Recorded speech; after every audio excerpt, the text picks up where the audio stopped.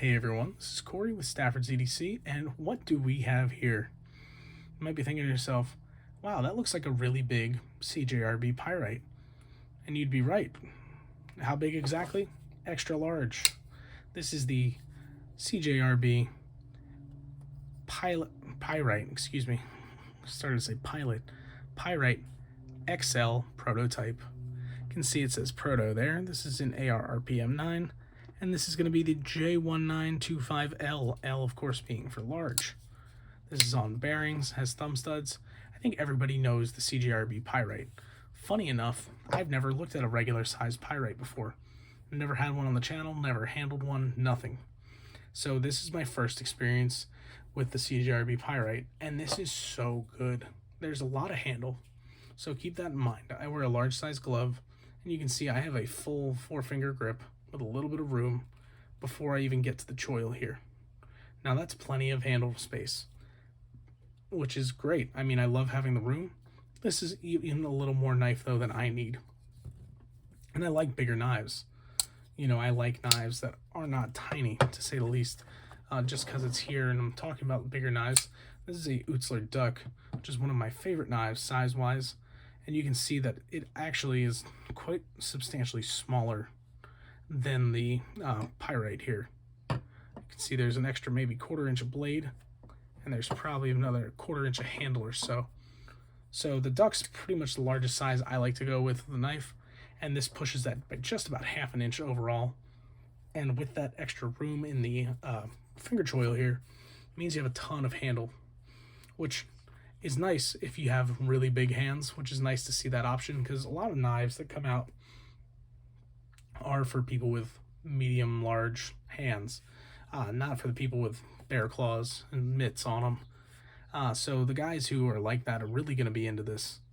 It's done really well. I mean, the bearing action's great. The spring tension for the detent is great on this. Ergos are fantastic. Like I said, plenty of room here. It's nice and thin. There's just a lot of things that I love to see in knives. This has a very tall grind too. It is a flat grind, but you can see the swedge, or there's no swedge, but the full thickness ends right where my thumb, or right where my pointer finger is here. Just see there's a very small portion of that blade that's full thickness. Everything else is a nice thin flat grind, so this cuts super, super well. And now I got this pretty dull coming in pass around, so I gave it a few quick passes on a 600 grit stone and stropped it, and it's not a great edge or anything on it like that, but even well used, this continued to cut extremely well just due to the geometry of this behind the edge. It's always tough to show off just how thin these are behind the edge, but this gets thin and stays thin for quite a while, which is impressive for a flat grind. It's something that you typically only see in hollow grinds due to the nature. Excuse me. I've yawned in like 6 of 8 videos I've filmed today. Unbelievable. I'm so sorry. I promise I'm not bored. I am just tired. But what I was saying was the geometry and this thin grind makes this able to cut even without a fantastic edge on it. You know, certainly a sharp edge, an edge I'm not going to like press my thumb into and slide it along, but you know, I can slide my finger along this edge without any pressure and it's not cutting me at all. Just to give you an idea of the state that it's in, and this still continued to cut cardboard with absolutely no issue. Now, the one thing that this does have a touch of is up and down blade play.